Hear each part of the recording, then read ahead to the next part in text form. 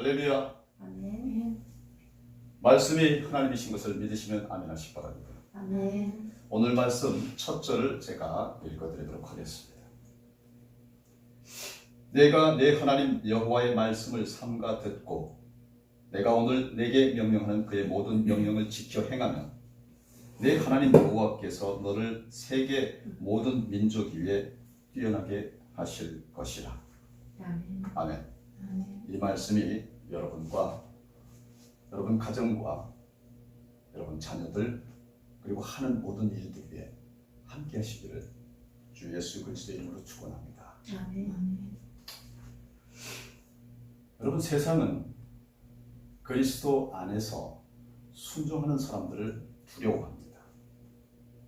하나님이 함께 하시고 높이시는 이들을 대적하는 자들은 하나님을 대적하는 것이기 때문입니다.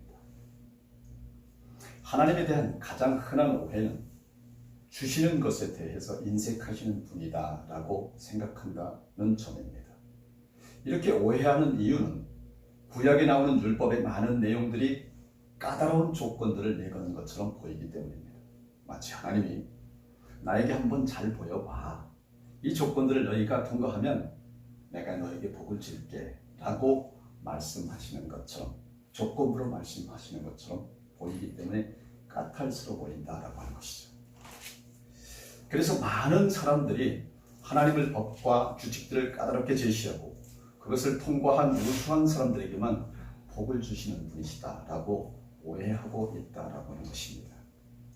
그러나 하나님은 우리가 상상하는 것보다 더 넘치도록 복을 주시기를 원하십니다. 원하실 뿐만 아니라 열망하십니다.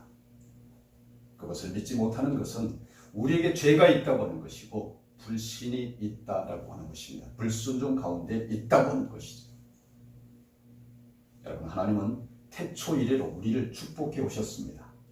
다양한 방식으로 복을 주셨기 때문에 하나님의 복의 공식을 한마디로 정의할 수는 없습니다. 그러나 분명한 것은 때로 우리가 원하지 않는 일이나 받아들이기 어려운 고통스러운 하나님의 저주가 아니라 그것이 바로 그 고통이 바로 어려움이 바로 난관이 바로 축복이다라고 하는 것입니다. 저와 여러분이 오늘 은혜 받을 말씀의 제목은 순종하면입니다. 순종하면 여러분과 여러분 가족과 여러분 자녀와 하시는 모든 일들 위해 축복이 임하는 것을 믿으시기를 바랍니다. 아멘. 여러분, 하나님은 아이가 없어서 고통스러워하던 한나를 통하여 역사의 새벽을 깨우는 사무엘을 출생하게 하셨습니다. 남편과 두 아들의 죽음으로 고통스러워하던 나오미와 롯에게 다윗의 조상이 되는 축복을 허락하셨습니다. 이해할 수 없는 고난이 연속되던 요셉을 이스라엘 민족을 구원할 도구로 사용하셨고 예수님의 아름다운 성품을 보여주게 하셨습니다. 하나님은 우리에게 일어나는 이해하기 힘든 일들을 통해서도 복을 주십니다. 하나님의 길로는 언제나 복입니다. 오늘 우리가 눈여겨볼 것은 이미 복을 주셨다라고 하는 것입니다. 우리가 하나님께 복을 얻어내는 것이 아닙니다. 하나님은 이미 우리에게 복을 주셨습니다. 아브라함의 자손들인 이스라엘 백성들은 하나님으로부터 복을 얻어야만 하는 민족이 아니라는 것입니다. 아브라함을 택하실 때 주셨던 약속 자체에 복이 이미 담겨져 있다고 하는 것이죠. 예수님을 믿는 것은 복을 얻어내기 위한 것이 아닙니다. 하나님은 그리스도 예수 안에서 이미 수많은 신령한 복들을 약속하셨고 이미 다 주셨습니다. 그러므로 우리 하나님, 곧 우리 주 예수 그리스도를 찬양하는 것입니다. 에베소서 1장 3절에 기록하시기를 하나님은 그리스도 안에서 하늘에 속한 모든 신령한 복으로 우리에게 이미 복을 주신 분이시다라고 하는 것을 믿으시기를 바랍니다. 할렐루야. 아멘. 하나님은 그리스도 안에서 하늘에 속한 모든 신령한 복으로 우리에게 복을 주십니다. 그러므로 예수 그리스도를 믿는 이들은 복을 얻어내는 것이 아니라 이미 그리스도 안에 주어진 복을 확인하고 체험하고 누리는 것입니다. 이 복의 주도권은 우리가 아니라 하나님에게 있습니다. 그 복을 어떻게 누리시냐는 것은 우리에게 주어진 주도권이 있다고 하는 것입니다. 소위 번영신앙 또는 번영신앙은 우리가 버튼만 누르면 하늘에서 복이 쏟아지는 것처럼 해석하지만 오늘 신명기 말씀은 그런 맥락이 아닙니다. 우리에게 허락되고 약속된 복이 얼마나 부유하고 놀랍고 충만한 것인가를 깨닫게 해줍니다. 사랑하는 성도 여러분, 말씀 안의 순종 그 자체가 하나님의 복인 것을 믿으시기를 바랍니다. 아멘. 여러분, 순종은 하나님의 복을 얻어내기 위한 수단이 아닙니다. 순종하는 것 자체가 복인 것입니다. 우리가 하나님께 순종하는 상태가 바로 하나님이 주신 복인 것입니다. 그 밖에 주어지는 것들은 모두 선물입니다. 부수적인 것들이에요. 선물 자체가 복된 것이 아닌 이유는 복된 선물로 인해서 저주의 인생을 사는 경우가 있기 때문입니다. 1992년 미국의 유명한 요트 항해사 마이크 플랜트가 미국에서 프랑스까지 북대서양 횡단에 나섰습니다. 그가 탄 요트는요, 당시 최첨단 장비를 탑재해서 파도를 얼마든지 견딜 수가 있었습니다. 아주 견고하고 잘 준비된 요트였습니다. 그런데 출항 11일 만에 요트가 실종됐습니다. 대대적인 수색 작전 끝에 포르투갈 앞바다에서 요트를 발견했습니다. 항해사는 실종되었고 그 배는 완전히 전복된 상태였습니다. 도대체 왜 그랬을까요? 웬만한 태풍도 견딜 수 있는 요트가 큰 태풍도 없었는데 왜 전복되었을까요? 배의 균형을 잡아주고 지탱해주는 부분이 어떤 이유인지 모르지만 떨어져 나갔기 때문입니다. 여러분, 수면 아래에 있는 평형을 잡아주는 부분은 반드시 필요합니다.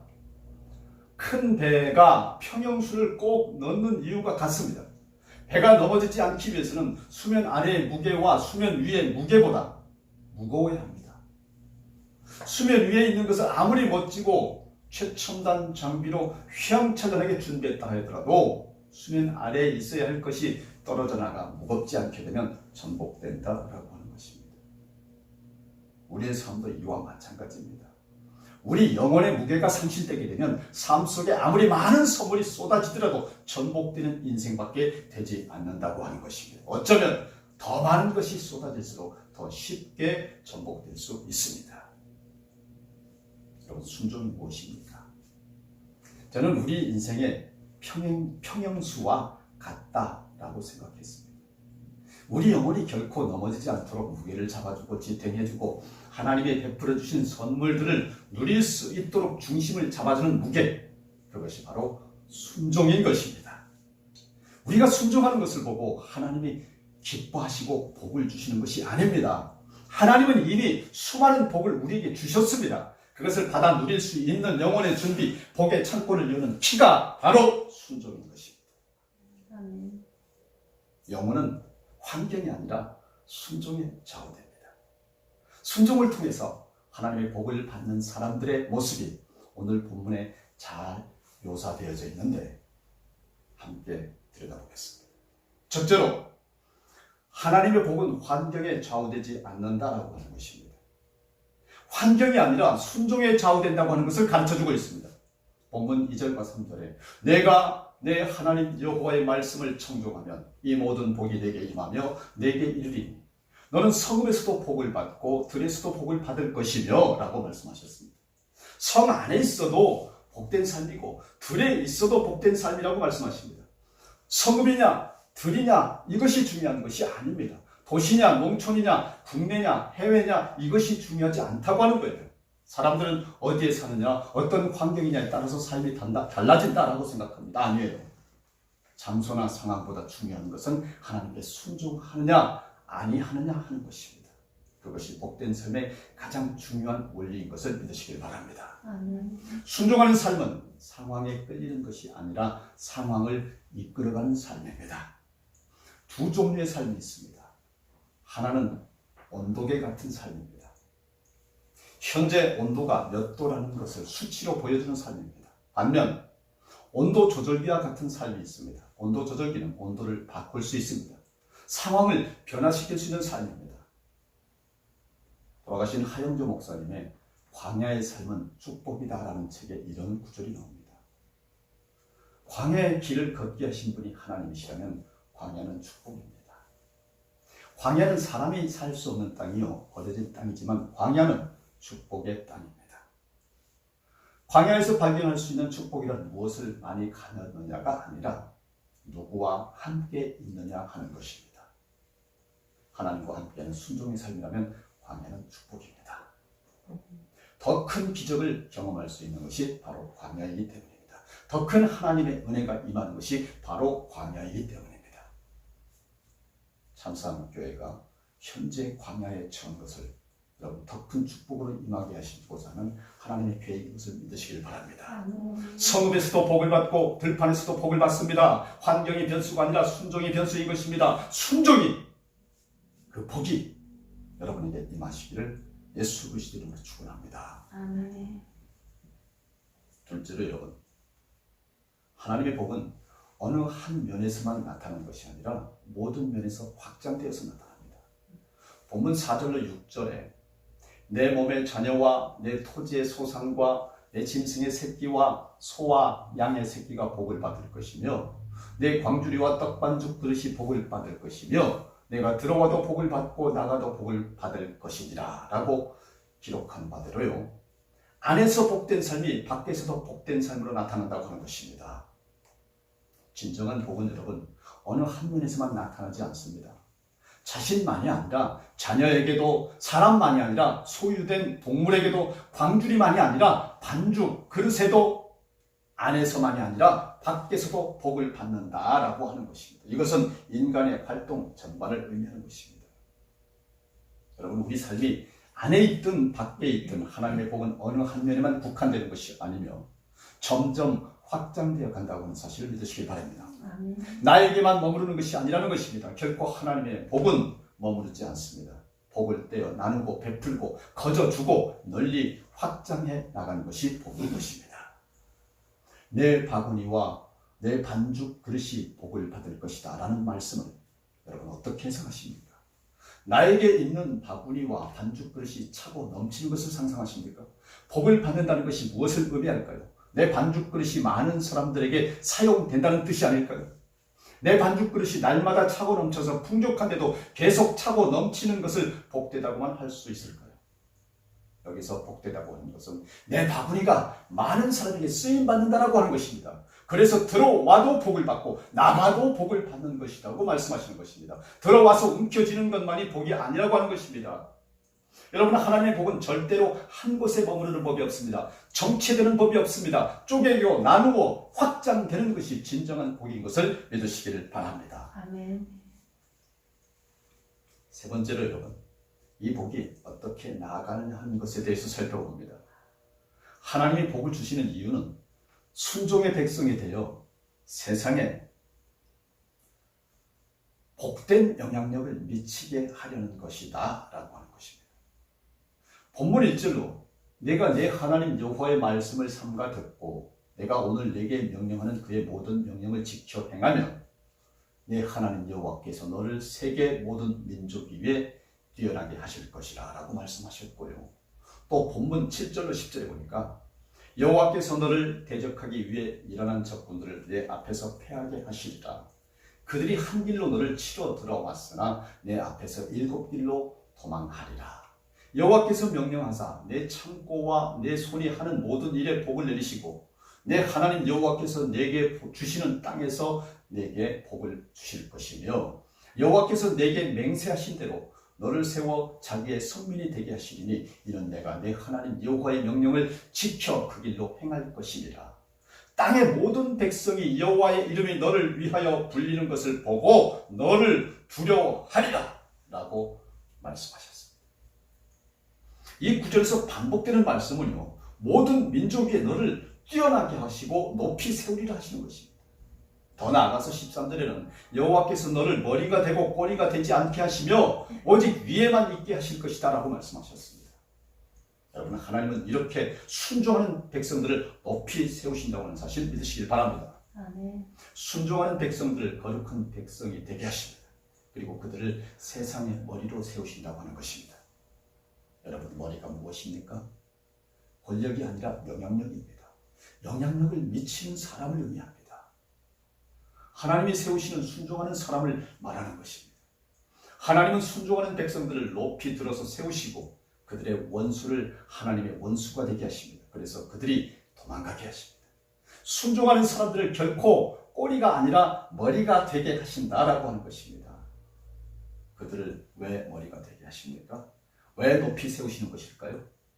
하나님의 복은 결코 한 사람에게 머무르지 않고 흘러가기 때문입니다. 나만의 복이 아니라 세상을 향하여 쓰임받는 복이기 때문에, 나만의 번영이 아니라 다른 사람을 살리는 공동의 번영이기 때문입니다. 여러분, 우리의 뇌가 어떤 기능을 합니까? 몸 어딘가에서 문제가 생기면 그것을 보충하라고 신호를 보냅니다. 상처가 나면 우리가 고통을 느끼는 것도 뇌가 온몸에 신호를 전달하고 있기 때문입니다. 뇌가 우리 몸에 균형을 맞춰주는 것입니다. 평안할 때까지 뇌는 계속해서 우리 몸을 깨웁니다. 이같이 머리는 항상 전체를 생각합니다. 균형을 생각합니다. 나눔을 생각합니다. 머리는 자신만 생각하지 않습니다. 머리는 지시만 하는 것이 아닙니다. 온몸의 상처 하나까지 다 회복될 때까지 절대로 머리는 쉬지 않습니다. 머리는 항상 전체를 생각합니다. 신체의 한 부분이 자기만 생각하지 못하도록 하는 것이 뇌의 역할입니다. 머리의 역할입니다. 하나님이 순종하는 백성들을 머리가 되게 하시는 이유가 바로 이와 같습니다. 하나님의 복이 순종하는 백성들을 통해 흘러가게 하려고 하는 것입니다. 그러므로 순종은 그리스도 예수 안에 있는 새 생명의 선물인 것을 믿으시길 바랍니다. 아멘. 죄는 불순종을 통해 들어왔고 복은 순종을 통해서 흘러들어옵니다. 아담의 불순종이 온 인류, 우리 모두의 인생에 영향을 미친 것처럼 예수 그리스도의 순종이 우리에게 영향을 막대하게 미치는 것입니다. 하나님이 에덴 동산에서 아담에게 요구하신 것은 오직 하나, 순종이었습니다. 그 순종을 통해 하나님이 얘기하신 모든 복을 누리게 하셨습니다. 그런데 아담이 뱀의 꼬임에 빠져서 선악과를 따먹는 불순종을 저지름으로 에덴 낙원의 복을 상실하게 되고 결국 우리 모두는 불순종의 DNA를 타고 태어나게 되었습니다. 예수님이 십자가를 통해 이루셔야만 했던 것은 바로 이 불순종을 제거하는 것이었습니다. 우리가 구원의 축복을 누릴 수 있는 것은 우리 안에 있는 불순종을 그리스도의 십자가 능력으로 제거하셨기 때문입니다. 첫째, 아담이 범한 불순종을 둘째 아담으로 오신 예수 그리스도께서 순종하심으로 완전히 제거하셨습니다. 할렐루야. 아멘. 정리하겠습니다. 앤드루 머레이가 쓴 순종이라고 하는 책에서 예수님의 순종에는 세 가지 목표가 있다고 말씀했습니다. 첫째, 모범입니다. 우리에게 참된 순종이 무엇인지를 보여주는 것입니다. 둘째, 보증입니다. 그분의 순종으로 우리 모두의 의의를 이루셨습니다. 셋째, 우리의 머리입니다. 우리에게 순종할 수 있는 능력을 제공해 주시는 것입니다. 예수님이 우리의 머리가 되신 것은 우리 스스로 이룰 수 없는 것을 예수 그리스도께서 공급해 주신다는 것입니다. 순종하는 사람을 하나님이 세상의 머리로 세우신다는 것은 복을 누리지 못하는 사람들이 순종하는 백성이 되도록 변화시켜라 라고 하는 것입니다. 순종은 우리 스스로 이룰 수 없습니다. 순종은 우리가 예수 그리스도 안에 거함으로써 이루어지는 것입니다. 순종은 우리의 성취가 아닙니다. 오직 그리스도의 십자가로 새로운 생명을 얻은 자에게 주시는 선물이 바로 순종인 것입니다. 순종하시어 만 가지 복을 주님으로부터 받아내시는 여러분 되시길 예수 그리스도 이름으로 축원합니다. 아멘. 다 같이 기도하시겠습니다. 거룩하시고 사랑에 충만하신 하나님 아버지, 오늘 귀한 예배로 그리스도 예수 안에서 회복과 치유의 은혜를 주심을 감사드립니다. 은혜와 사랑의 회개를 통하여 죄사함을 허락해 주시고 거듭남의 은총 주시고 예수 그리스도 안에서 하나님의 신령한 복을 누리는 우리 모두가 되게 하여 주시옵소서. 오늘 주신 귀한 말씀 가운데에 순종의 백성, 거룩한 백성 되어 세상에 선한 영향력을 미치는 주를 기쁘시게 하고 주께 영광 돌리는 주 안에 복된 천사들 다 되게 하여 주시옵소서. 예수 그리스도 이름으로 기도드립니다. 아멘. 아멘. 우리 하나님께 감사드립니다.